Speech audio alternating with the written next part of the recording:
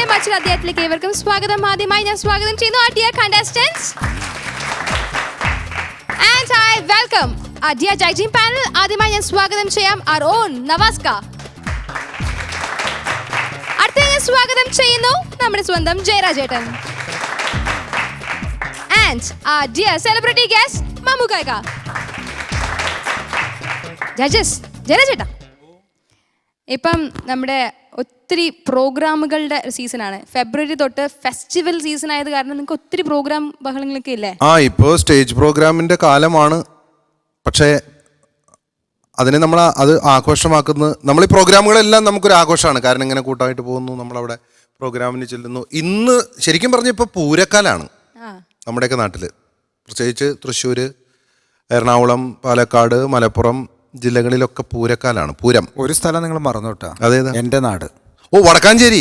എൻ്റെ പൊന്നെ, അല്ല, പൂരങ്ങളിൽ പൂരം ഞങ്ങളുടെ തൃശ്ശൂർ പൂരാണ്. പക്ഷേ വടക്കാഞ്ചേരിയിലെ ഉത്രാളിക്കാവ് പൂരമാണ് അതിമനോഹരമായ, എന്താ പറയുക, വലിയൊരു പാടത്തിൻ്റെ നടുക്ക്, പച്ചപ്പിൻ്റെ നടുക്ക് നടക്കുന്ന ഏറ്റവും ഗംഭീരമായ ഒരു പൂരമാണ് ഉത്രാളിക്കാവ് പൂരം. ഞാൻ ഉത്രാളിക്കാവ് പൂരത്തിൻ്റെ ഒരു പാട്ടിലേക്കാണ്. പൂരം കൊടിയേറുക എന്നാ പറയാം. വടക്കാഞ്ചേരി ഉത്രാളിക്കാവ് എന്നൊക്കെ പറയുമ്പോൾ ആദ്യം ഓർമ്മ വരുന്നു ഭരതേട്ടനെയാണ്. പൂരം കൊടിയേറും നാൾ താളത്തൊടു മേളത്തൊടു നമ്മൾ. ഇത് വടക്കാഞ്ചേരിക്കാരനാണ് നമ്മുടെ നവാസ്. ഞാൻ ചോദിക്കട്ടെ, ഈ കൊല്ലം പൂരത്തിനുണ്ടോ? ആ ദിവസം കണ്ണൂരാന്ന്. അല്ല, അത് കണ്ടോ? അപ്പൊ എന്തായി? എന്ത് ഉത്സവമായ എന്നെ ഭയങ്കരമായിട്ട് മിസ് ചെയ്യാൻ ഞാൻ പറഞ്ഞത്. ഈ ഉത്സവ സീസണിലുള്ള പ്രോബ്ലം അതാണ്. ശരിക്കും നമ്മുടെ നാട്ടിൽ ഒരു എന്ത് തിരക്കുണ്ടെങ്കിലും നമ്മൾ മാറ്റി വയ്ക്കുന്നതാണ്. പക്ഷേ വളരെ നേരത്തെ കമ്മിറ്റ് ചെയ്യുന്ന ചില പരിപാടികൾ തീർച്ചയായിട്ടും അവിടെയും ഉത്സവമാണ്. അപ്പം അവിടെ നമ്മൾ ഗസ്റ്റായിട്ട് വരാമെന്ന് പറഞ്ഞാൽ പോകാതിരിക്കാൻ പറ്റില്ലല്ലോ. തീർച്ചയായിട്ടും. ഞാനൊരു കാര്യം പറയാം, സത്യം പറയട്ടെ, ഇന്ന് എൻ്റെ അമ്മയുടെ നാട്ടിലെ ഉത്സവമാണ് ഇന്ന്. പക്ഷെ ഞാൻ ഡേറ്റ് ഇവിടെ കൊടുത്തുപോയി, രക്ഷയില്ല. അപ്പോൾ നമുക്ക് ഉത്സവകാലത്തേക്ക് നമ്മൾ ഇറങ്ങുകയാണ്. ഉത്സവത്തിൻ്റെ താഴ്വരയിലേക്ക് നമ്മൾ ഇറങ്ങുന്നു. നമ്മുടെ ഈ മിമിക്സ് പരേഡും ഒരു ഉത്സവമാണ്. വടക്കാഞ്ചേരിക്കാരനായ നമ്മുടെ പ്രിയപ്പെട്ട സുഹൃത്ത് ഉത്രാളിക്കാവിനെ കുറിച്ചൊരു പാട്ട് പാടും. നമ്മൾ ഒരുമിച്ച് പാടുന്നു. ഓക്കെ ഓക്കെ, പാടാം.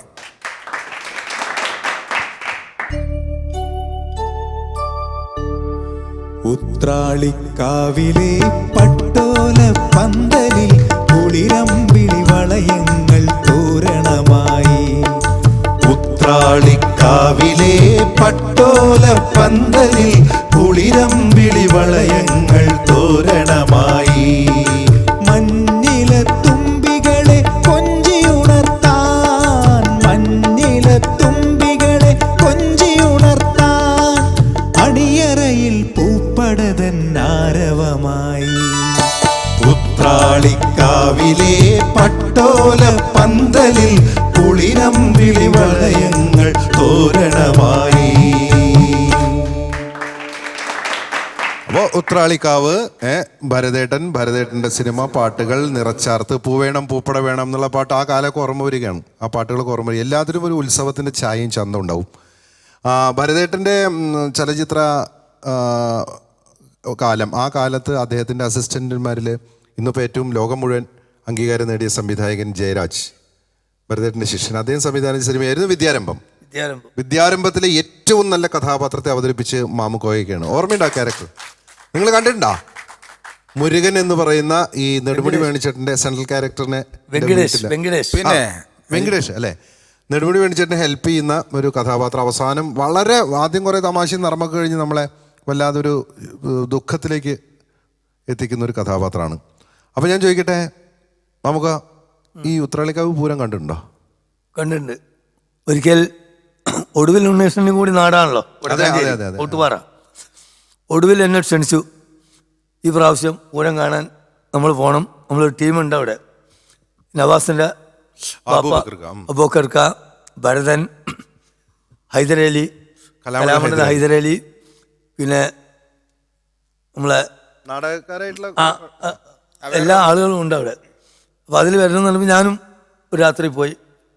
നേരം വെളുക്കുന്നേരം ഇരുന്ന് പൂരം ആഘോഷിച്ചു. പൂരം ആടിത്തിമിർത്തു അന്ന് ശരിക്കും വടക്കാഞ്ചേരി.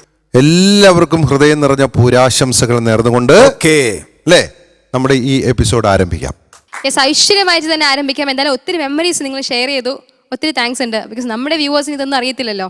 എന്തായാലും ഞങ്ങൾക്ക് വേണ്ടി ഷെയർ ചെയ്തു. ഒത്തിരി ആശംസകളും നേർന്നു. എല്ലാവർക്കും ആശംസകൾ നേർന്നുകൊണ്ട് ഫസ്റ്റത്തെ പെർഫോമൻസിലേക്ക് പോയാലോ? ഓക്കെ. ഫസ്റ്റ് പെർഫോമൻസിലേക്ക് പോവാം. ആദ്യമായി യുവർ ചോയ്സ് റൗണ്ടിൽ പെർഫോം ചെയ്യാനെത്തുന്നു Sumesh. I welcome him on the floor of team mimics parade. Hi. Hello. മമ്മുക്കാക്ക. ഞാൻ എന്താ വിളിക്കണം മമ്മുക്കാക്ക. എന്ത് വിളിച്ചാലും ഞാൻ വീണ്ടും വീണ്ടും സുമേഷ് കാണുന്ന പോലെ ഒന്നല്ല, ഒരു സ്ഥാപനത്തിന്റെ മാനേജറൊക്കെയാണ്. അത് കാണൂല, അത് പറഞ്ഞാലേ അറിയുള്ളൂ. ഇപ്പൊ എന്തായാലും നമുക്ക് ഇന്ന് യുവർ ചോയ്സ് റൗണ്ടിൽ എന്താ പെർഫോം ചെയ്യാൻ പോകുന്നത്? നമുക്ക് വാർത്തകൾ കേൾക്കാൻ ഭയങ്കര ഇഷ്ടമാണ്.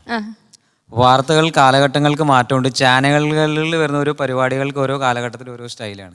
അപ്പൊ അതിലേക്ക് ഒരു എത്തിനോട്ടമാണ് ഉദ്ദേശിക്കുന്നത്. എന്തായാലും നന്നായിട്ട് പെർഫോം ചെയ്യാം. All the best. ചുറ്റുവട്ടത്ത് എന്ത് നടക്കണമെന്ന് കേൾക്കണം എന്നൊക്കെ ഭയങ്കരമായിട്ട് ആഗ്രഹമുള്ള ആൾക്കാരാണ് നമ്മൾ. നമ്മുടെ ചുറ്റുവട്ടത്ത് എന്താണ് സംഭവിക്കുന്നത്, എന്തൊക്കെയാണ് സംഭവിക്കുന്നത്. അപ്പോൾ ഈ കാര്യങ്ങളെല്ലാം നമ്മൾ അറിയുന്നത് നമ്മുടെ വാർത്താ മാധ്യമങ്ങളിലൂടെയാണ്. പഴയ കാലഘട്ടങ്ങളിൽ ഇത് നമുക്ക് ഓൾ ഇന്ത്യ റേഡിയോ ഉണ്ടായിരുന്നു. ഓൾ ഇന്ത്യ റേഡിയോയുടെ പ്രക്ഷേപണം നടക്കുകയാണ്. അപ്പോൾ അതിനു മുമ്പ് ഇത് സാറ്റലൈറ്റ് ഭൂമിയിൽ നിന്ന് പോവാണ്.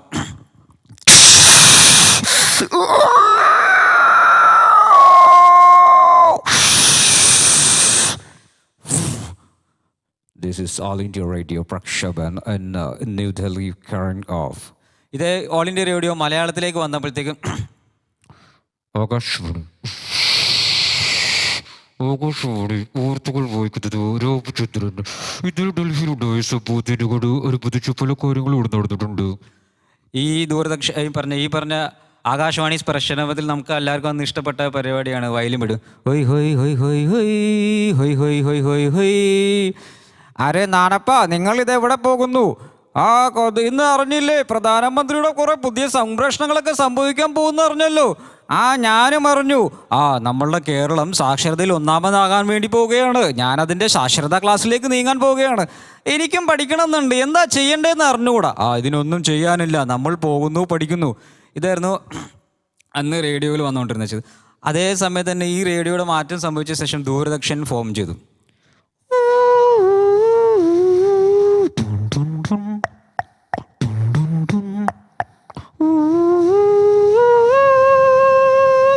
ദൂരദർശൻ വന്നപ്പോഴത്തേക്കും ദൂരദർശൻ നമ്മൾ പണ്ട് കണ്ടിരുന്ന സിനിമകളൊക്കെ പഴയകാല നടന്മാരുടെയൊക്കെ ആയിരുന്നു.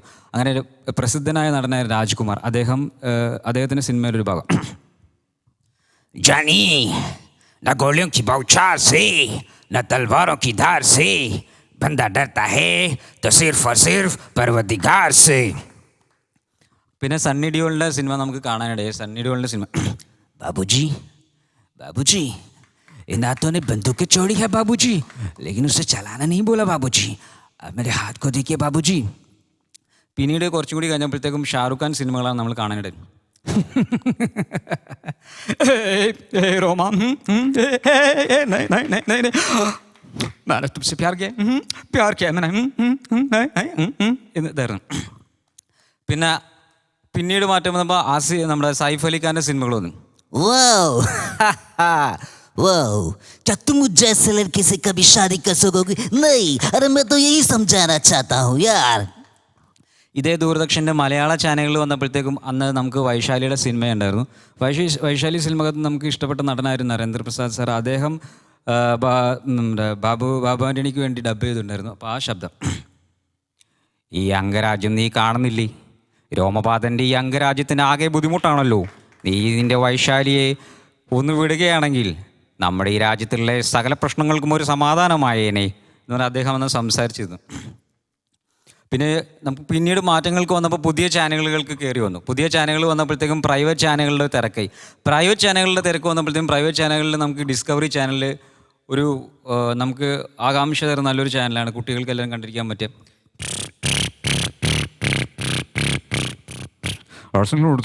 attack of the American centers on the radio. The African varieties all the words on the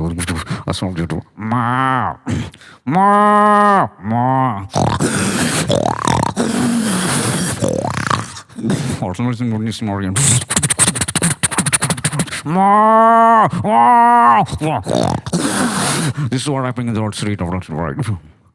അതുപോലെ തന്നെ നമ്മൾ മറ്റേ കാണുന്ന ഇംഗ്ലീഷ് പ്രൈവറ്റ് ചാനൽ വന്ന ഇംഗ്ലീഷ് ചാനലാണ് നമ്മുടെ സ്റ്റാർ മൂവീസിൽ ആ സമയങ്ങളിൽ കുറച്ചും കൂടി ഹിറ്റായൊരു സിനിമയായിരുന്നു ജുറാസിക് പാർക്ക്. അതിൻ്റെ ഒരു ട്രെയിലർ ഭാഗം കാണിച്ചിട്ടുണ്ട്.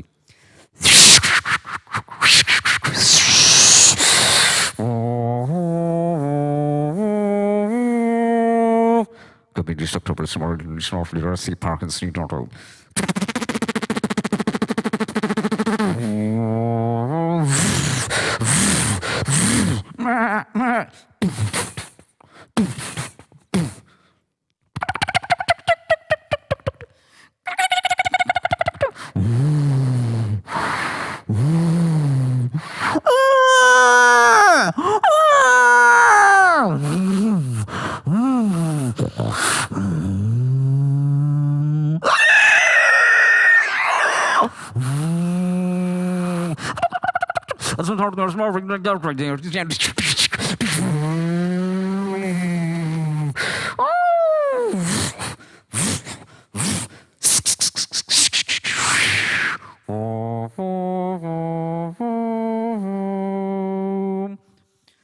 പഴയ കാലഘട്ടത്തിലായിരുന്ന സമയത്ത് വാർത്തകൾ വായിക്കുന്ന രീതി എന്ന് പറയുമ്പോഴത്തേക്കും, നമസ്കാരം, വാർത്തകൾ വായിക്കുന്നത് ഗോപകുമാരൻ. നമ്മളുടെ കേരളത്തിൽ നടന്ന ഓട്ട മത്സരങ്ങൾ വളരെ മനോഹരമായിട്ട് നടത്തിയതിന് എന്ന് പറഞ്ഞുകൊണ്ട് കാര്യങ്ങൾ പറഞ്ഞു. ഇപ്പോൾ കാലഘട്ടങ്ങൾക്ക് മാറ്റം വന്നു, പ്രൈവറ്റ് ചാനൽ വന്നപ്പോൾ വാർത്തകളുടെ രീതി തന്നെ മാറിപ്പോയി. നമസ്കാരം, നമ്മൾ നിൽക്കുന്നത് വാർത്താ സംരക്ഷണ മേഖലയിലാണ്. ഇന്നലെ അയ്യപ്പൻ ചുട്ടെന്ന അയ്യപ്പം ഇന്നലെ കാക്ക കൊത്തി കടലിൽ കൊണ്ടിട്ടെന്നാണ് കേട്ടത്. അതിപ്പോൾ എന്താവുന്നൊരു പിടുത്തമില്ല. ഇതിൻ്റെ നേരിട്ടുള്ള ഓൺലൈൻ കാര്യങ്ങൾ അറിയാൻ വേണ്ടിയിട്ട് ഞാൻ സന്തോഷിനെ വിളിക്കുന്നു. സന്തോഷ്, എന്താണ് ശരിക്കും സംഭവിച്ചത്? ഇന്നലെ ഒരു 10-10 ഇത് സംഭവിച്ചത്. അയ്യപ്പൻ ചുട്ടെന്ന അയ്യപ്പം ഇന്നലെ ആരോ കാക്കയാണ് വെള്ളത്തിൽ കൊണ്ടിട്ടെന്ന് പറഞ്ഞിരിക്കുന്നതാണ്. അത് വിശദ വിവരങ്ങൾക്കായി പറഞ്ഞു വരികയാണ്. നമുക്ക് നമ്മുടെ അയ്യപ്പൻ്റെ അമ്മയോട് ചോദിക്കാം. ഇന്നലെ ഞാനിങ്ങനെ അപ്പം ചുട്ടുകൊണ്ടിരിക്കുന്ന സമയത്ത് പെട്ടെന്ന് മരത്തിൻ്റെ മുകളിൽ ഇങ്ങനെ കാക്ക പറന്നു വന്നത്. പെട്ടെന്ന് എൻ്റെ മോൻ നോക്കുമ്പോൾ എടുത്തോണ്ട് പോയി. ഇതാണ് ശരിക്കും സംഭവിച്ചത്. അതെ, ഇതാണ് ശരിക്കും സംഭവിച്ചതെന്ന് പറഞ്ഞു. ഇപ്പോൾ സ്റ്റുഡിയോയിൽ ആൾക്കാർ ഒത്തുചേർന്നിട്ടുണ്ട്. നമുക്ക് ഈ വിഷയത്തെപ്പറ്റി കൂടുതൽ കാര്യമായിട്ട് ഗൗരവമായിട്ട് സംസാരിക്കുന്നുണ്ട്. ശരിക്കും എന്താണ് ഇവിടെ സംഭവിച്ചത്? അപ്പോൾ നമ്മളോട് ഒത്തുചേരുന്നു നെയ്യപ്പൻ ചുട്ട അമ്മ ഇവിടെ ഇരിപ്പുണ്ട്. എന്താണ് ശരിക്കും സംഭവിച്ചത്? ഞാനിപ്പോൾ പറഞ്ഞാൽ ഇതാണ് സംഭവിച്ചത്. പ്രതിപക്ഷ ആൾക്കാരും ഇവിടെ ഇരിപ്പുണ്ട്. എന്താണ് ശരിക്കും സംഭവിച്ചത്? ശരിക്കും പറഞ്ഞാൽ അവരങ്ങനെ ചുടാൻ പാടില്ലായിരുന്നു. കാക്ക അങ്ങനെ ചുട്ടെന്ന് പറഞ്ഞുകൊണ്ട് നിങ്ങളങ്ങനെ പറയേണ്ട കാര്യമില്ലായിരുന്നല്ലോ. യഥാർത്ഥത്തിൽ എന്താണ് ഇവിടെ സംഭവിച്ചത്? ആ ചുടാൻ പോയതല്ലേ ഇവിടെ എല്ലാത്തിനും കാരണമായത്. അങ്ങനെ നിങ്ങൾ ഒരിക്കലും പറയാൻ പാടില്ല. ഒരു സ്ത്രീ ആകുമ്പോൾ അവർ അപ്പം ചൂടുന്നതൊക്കെ സാധാരണമല്ലേ? അപ്പോൾ അത് നിങ്ങൾ അതിൻ്റെ മുകളിൽ കയറി സംസാരിക്കണം, ശരിയല്ല. അപ്പം ഞാനിപ്പോൾ ചെയ്ത തെറ്റാണോ? നിങ്ങൾ തെറ്റൊന്നുമില്ല. അത് നമ്മൾ വിഷയത്തിൽ നിന്ന് വിട്ടുപോകാണ്. ഇതുകൊണ്ട് നാവികസേനകൾ ഇപ്പോൾ കടലിലേക്ക് പോകുന്നു. അവിടെ ഘോരമായ തെരച്ചിലാണ് നടന്നുകൊണ്ടിരിക്കുന്നത്. ഘോരമായ തെരച്ചിൽ നടന്നുകൊണ്ടിരിക്കുകയാണെങ്കിൽ നമുക്ക് യഥാർത്ഥത്തിൽ എന്താണ് സംഭവിക്കുന്നത് നമുക്ക് അറിഞ്ഞുകൂടാ. പ്രിയപ്പെട്ട സുഹൃത്തുക്കളെ, മാധ്യമങ്ങൾ നിസ്സാരമായ കാര്യത്തിൻ്റെ മുകളിൽ വളരെ ചർച്ചകളാണ് നടത്തിക്കൊണ്ടിരിക്കുക. യഥാർത്ഥ സംഭവങ്ങളും നമ്മൾ കേൾക്കാൻ ആഗ്രഹിക്കുന്ന കാര്യങ്ങൾ ശരിക്കും പറഞ്ഞാൽ നമ്മൾ കേൾക്കുന്നില്ല. പകരം നിസ്സാര കാര്യത്തിന് മുകളിൽ ഒരുപാട് ആൾക്കാർ ചർച്ച ചെയ്ത് വിഷയം വഴിതെറ്റി പോവുകയാണോ എന്ന് നമുക്ക് സംശയമുണ്ട്. കച്ചവട മനോഭാവം ഇതിനകത്ത് കയറുന്നതുകൊണ്ട് പല പ്രശ്നങ്ങളും കാരണമായേക്കാം. ഒരു പക്ഷേ പഴയ കാലഘട്ടത്തായിരുന്ന നമുക്ക് ശുദ്ധമായ കാര്യം നമുക്ക് കൃത്യമായിട്ട് അറിയാൻ പറ്റുമായിരുന്നു. ഇന്ന് അതല്ല എന്നുള്ളതാണ് എനിക്ക് തോന്നുന്നത്. അതുകൊണ്ട് നല്ലൊരു വാർത്ത നമുക്ക് കേൾക്കാൻ പറ്റും എന്നുള്ള ഒരു വലിയൊരു മനസ്സോടുകൂടി ഞാൻ ഈ പരിപാടി ഇവിടെ നിർത്തുന്നത്. നന്ദി, നമസ്കാരം.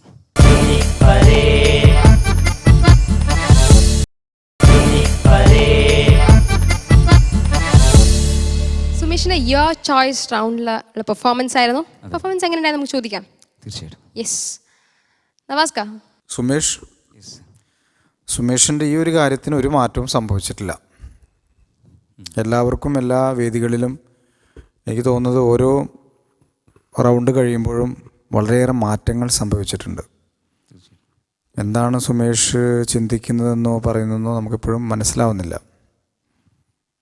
നമ്മൾ പറഞ്ഞു തന്നതിൻ്റെ കുഴപ്പമാണോ നമ്മൾ കാണുന്നതിൻ്റെ പ്രശ്നമാണോ എന്നും ഞാനിപ്പോൾ നമ്മളൊക്കെ ഒന്ന് ചിന്തിക്കേണ്ടിയിരിക്കുന്നു. കാരണം ഇതിലൊരു ഉദ്ദേശം ഇല്ല എന്നുള്ളതാണ് അത് വ്യക്തമായി. 2, പെർഫെക്ഷൻ. സുമേഷ് ചെയ്യുന്ന ഒരു കാര്യവും പെർഫെക്റ്റ് അല്ല. പ്രൊഫഷണലിസം.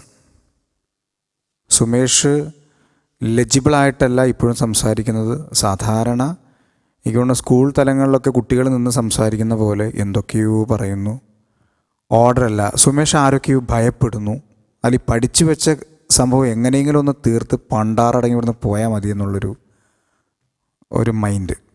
ഇത് പറയാതിരിക്കാൻ നിവൃത്തിയില്ല. കാരണം വെച്ചാൽ നമ്മൾ ഇപ്പോൾ ഇത്രയും സ്റ്റേജ് ആയില്ലേ, ഇനി നമ്മളത് പറഞ്ഞില്ലെങ്കിൽ സുമേഷിന് ഒട്ടും വ്യക്തമാവില്ല. അതുകൊണ്ടാണ് ഇത്രയും ഞാൻ കുറച്ചുകൂടി ഡീപ്പായിട്ട് പറയുന്നത്. ഇതിലിപ്പോൾ എനിക്ക് നോട്ട് ചെയ്യാൻ പോലും തോന്നിയ ഒരു സംഭവങ്ങളും ഉണ്ടായില്ല. എന്താണ് ഇതിൽ ഏറ്റവും നന്നായി, ഇതിൽ ചെയ്തതിൽ ഏറ്റവും ബെസ്റ്റ് എന്താണ് സുമേഷ് പറയൂ. സുമേഷ് പറഞ്ഞാൽ മതി, സുമേഷിന് കോൺഫിഡൻസ് ഉള്ളത് പറഞ്ഞാൽ മതി. ഞാൻ ഇന്ന സംഭവം എനിക്ക് നല്ല കോൺഫിഡൻസ് ഉള്ളതാണ്, അതെന്തായിരുന്നു ചെയ്തത്? ഞാൻ ട്രെയിലറാണ് ഉദ്ദേശിച്ചത്, പക്ഷെ അതങ്ങോട്ട് രീതിയിൽ വന്നതുമില്ല. എനിക്ക് തോന്നുന്നത് സുമേഷിന് വേറെ എന്തോ പ്ലാൻ ചെയ്തിട്ടൊന്നും നടക്കാതിരുന്നിട്ട് പെട്ടെന്ന് തല്ലുകൂട്ടി ഒരു സംഭവം കൊണ്ടുവന്നു. എൻ്റെ കംപ്ലൈൻറ്റ് അതൊന്നുമല്ല, ഞാൻ പറയുന്നത് ഇപ്പോഴും അതല്ല. സുമേഷ് ആദ്യം വന്നപ്പോഴെന്തായിരുന്നു അതാണിപ്പോഴും ഈ ഒരു കാര്യത്തിൽ. നിങ്ങളുടെ ഇൻഡിവിജ്വൽ പെർഫോമൻസ് എന്നുള്ള നിലയ്ക്ക് നിങ്ങൾ മൈക്കെടുത്ത് സംസാരിക്കുന്നതിൽ ഇപ്പോഴും ഒരു മാറ്റം സംഭവിച്ചിട്ടില്ല. പെർഫോമർ എന്ന നിലയ്ക്ക് നിങ്ങളതിൽ മാറ്റങ്ങൾ ഒരുപാട് വരുത്താനുണ്ട്. ഇനി എങ്ങനെ പറഞ്ഞു തരുമെന്ന് എനിക്കറിയില്ല. All the best. Thank you നവാസ്ക. ജയരാജ് ചേട്ടാ.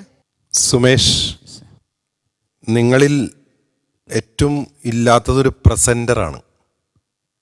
ആകാശവാണിയുടെ കാലഘട്ടം, ആ കാലഘട്ടം നമുക്ക് സമ്മാനിച്ചത് എന്ന് പറഞ്ഞിട്ടൊരു വിഷയം പറയണം, അത് പറഞ്ഞു തീർക്കണം. പിന്നെ നിങ്ങൾ ഒന്നും ആലോചിക്കുന്നില്ല. നിങ്ങൾ അവസാനം ഒരു വലിയ സന്ദേശമൊക്കെ തന്നു പോയല്ലോ ഞങ്ങൾക്ക്. എന്താ പറഞ്ഞ് അവസാനിപ്പിച്ചത്? ജനോപകാരപ്രദമായിട്ടുള്ള ഒരു കാര്യങ്ങളും ഇവിടെ ചർച്ചകളായി വരുന്നില്ല എന്നത് നമ്മുടെ മാധ്യമരംഗത്തുള്ളവർ ശ്രദ്ധിക്കേണ്ടിയിരിക്കുന്നു എന്നാണ് നിങ്ങൾ പറഞ്ഞത്.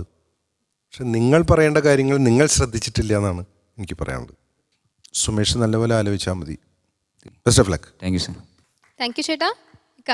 സുമേഷ്, ഞാൻ നിങ്ങളെ ആദ്യത്തെ പെർഫോമൻസ് ഒന്നും കണ്ടിട്ടില്ല, അറിയില്ല, എന്നാൽ ഇപ്പോഴാണ് കാണുന്നത്.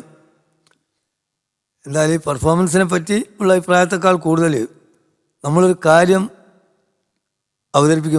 അവതരിപ്പിക്കുന്നതിൻ്റെ കഴിവാണ് ഇതിൻ്റെ ഒക്കെ മികവ്. കാണുന്ന ആൾക്ക് ഇത് തിരക്കേടില്ല, നല്ലൊരു പരിപാടിയാണെന്ന് പറയുന്ന രീതിയിലേക്ക് നമ്മൾ പ്രസൻറ്റ് ചെയ്യണം. അവിടെയാണ് അതിൻ്റെ കഴിവ്. ആ പ്രസൻറ്റേഷൻ ഇതിൽ വന്നില്ല. അവിടെ ഒരു ചെറിയ അങ്ങോട്ടുകൾ എത്തണം എന്നാണ് എൻ്റെ അഭിപ്രായം. താങ്ക് യു യെസ്, കൺവേ ചെയ്തത് want to improve some more. കുറച്ചും കൂടെ നമ്മൾ എക്സ്പെക്റ്റ് ചെയ്യുന്നു. ആസ് നമ്മൾ കഴിഞ്ഞ പ്രാവശ്യം ഡബ്ബൊക്കെ നോക്കുമ്പം you have perform very well. കുറേ ഇങ്ങനെ ഇന്നോവേഷൻ ആയിട്ടുള്ള ഒരുപാട് കാര്യങ്ങളൊക്കെ കൊണ്ടുവന്നിട്ടുണ്ടായി. പക്ഷേ യുവർ ചോയ്സ് റൗണ്ടാണ്, മാക്സിമം സ്കോർ ചെയ്യാൻ പറ്റുന്ന സ്ഥലമായിരുന്നു, അതായിരുന്നു അവർ എക്സ്പെക്ട് ചെയ്തത്. നമുക്ക് മാർക്സിലേക്ക് പോകാം അല്ലേ? ജയരാജ് ചേട്ടാ, out of 25. 13 out of 25. Namaskar. 13 out of 25. ഞാൻ കുറച്ച് കൂടുതൽ ഇട്ടിട്ട് 18 ഇട്ടിട്ടുണ്ട് നന്നാവാൻ വേണ്ടി. So in total 44 out of 75. Lots of chances. ഈ സ്റ്റേജ് കുറച്ച് പേർക്ക് മാത്രമേ ലഭിച്ചിട്ടുള്ളൂ, ഫ്യൂ ഓഫ് ദി കണ്ടസ്റ്റൻസിന് മാത്രമേ ലഭിച്ചിട്ടുള്ളൂ. മാക്സിമം യൂട്ടിലൈസ് ചെയ്യുക. അടുത്ത പ്രാവശ്യം വരുമ്പോൾ ദി ബെസ്റ്റ് ആയിട്ട് വരിക. തീർച്ചയായിട്ടും. അത്രേ ഉള്ളൂ, ജോഷായിട്ട് വരാം. Okay, all the best. Thank you. നമസ്കാർ. നമ്മൾ ഒരുപാട് ഇങ്ങനെ സോളോ പെർഫോമൻസുകളൊക്കെ കണ്ടുകൊണ്ടിരിക്കുകയാണ്. എന്നാലും ഒരു ഓർമ്മപ്പെടുത്തലായിട്ട് നവാസ്കൊക്കെ ഏറ്റവും നമ്മൾ ഒരുപാട് വോയിസുകൾ ഇങ്ങനെ പെർഫോം ചെയ്യുമായിരുന്നു നവാസ്ക. അപ്പം ഈ സ്റ്റേജിൽ പെർഫോം ചെയ്യാൻ വേണ്ടി പ്രാക്ടീസ് ചെയ്യുമ്പോൾ ഏറ്റവും ടഫായിട്ട് തോന്നിയ ശബ്ദം ഏതായിരുന്നു? എന്നാലും നമ്മൾ നന്നായിട്ട് എല്ലാം ടഫാണ്, ഒന്നും ഈസി ആയിട്ട് ഞാൻ കണ്ടിട്ടില്ല.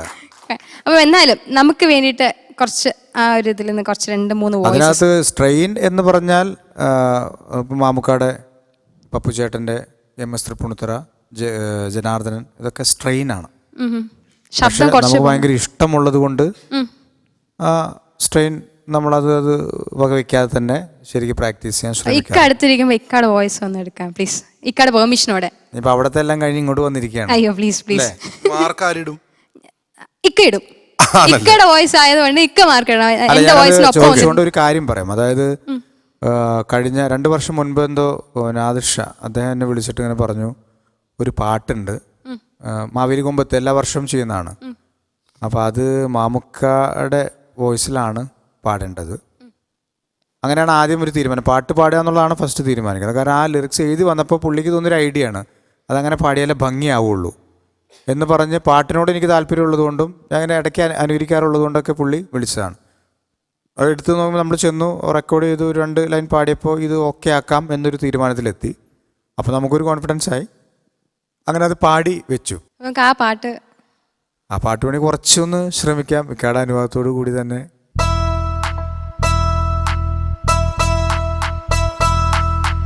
ബച്ചനെന്നൊരു കൊച്ചൻ, നമ്മുടെ അഭിഷേക് ബച്ചൻ്റെ അച്ഛൻ.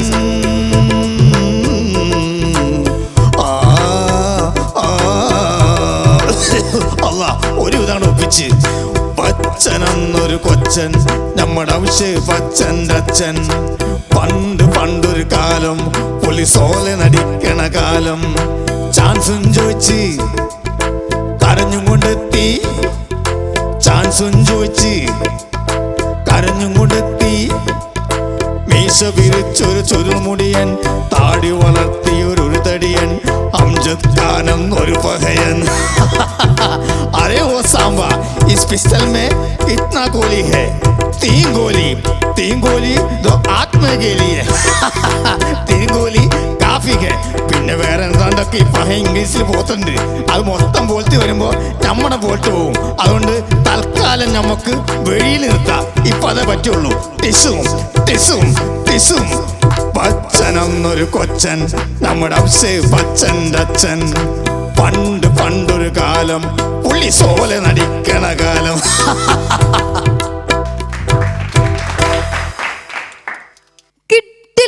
കിട്ടില്ല. എനിക്ക് ഇഷ്ടമായിട്ടോ പേഴ്സണലി. ഇക്ക എല്ലാവർക്കും ഇഷ്ടമായതാ? ഇഷ്ടായി. ഇതിപ്പോഴൊന്നല്ല, കുറെ ആയി. ഇക്കൊക്കെ ഈ പാട്ട് ആദ്യം കേൾക്കുമ്പോ എങ്ങനെ ഉണ്ടായിരുന്നു? ഇഷ്ടമായിരുന്നോ? ആദ്യം ഈ പാട്ട് കേട്ടപ്പോ ഇഷ്ടമായി. പിന്നെ അത് അഭിനയിച്ചുണ്ടാക്കണല്ലോ എന്നുള്ളത് ആലോചിച്ചിട്ട് കഷ്ടായി. അച്ഛോ.